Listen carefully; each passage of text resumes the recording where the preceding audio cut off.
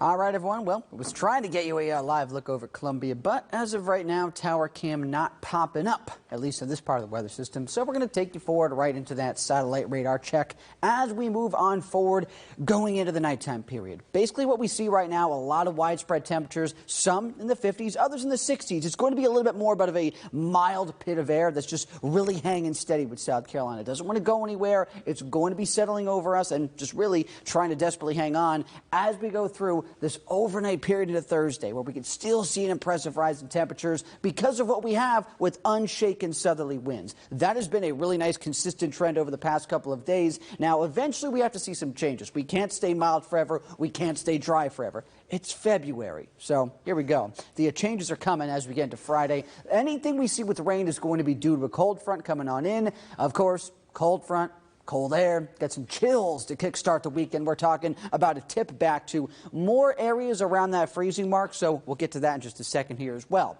Get you through the rest of this work and school week, though. Watch this into Thursday. So basically what we have, most morning lows, mid-upper 50s. It is going to be a nice start to the day. A very light jacket, all that's necessary here as we dial it up for you. And then going into the afternoon, you don't need it because we'll get some peaks of sun here and there, and highs still just a touch above 75. Going to be another mild day. If you've been enjoying this weather, try to take advantage. Thursday you're going to like again, and then now going into Friday, here the weather wheels start turning, things change.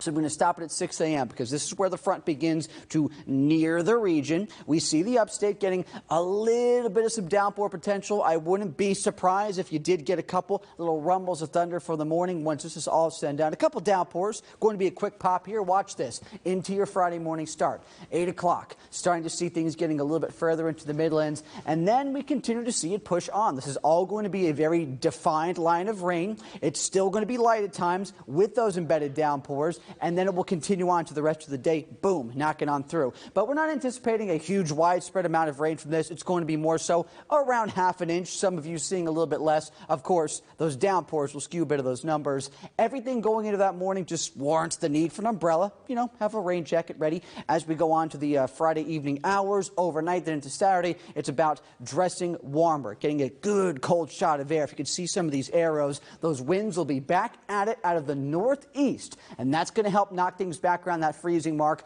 Also can result in some early patchy frost. Right now, though, nothing doing, nowhere near any frost, right? Overnight lows around 56 on average. Seeing more of these conditions then going into Thursday, where we celebrate the almond, National Almond Day. 77 that high with cloud cover around most of the region, but we'll still see some breaks of sunshine, so don't despair in that regard for tomorrow. Friday, yes, starts out damp, ending the day on a drier note, but as I said, that cold shot of air will be there into Saturday morning. We'll see those lows drop back, and then we spring right up. Could still get some mid-upper 50s in there. Sunny weekend takes over, as do mild temperatures again next week.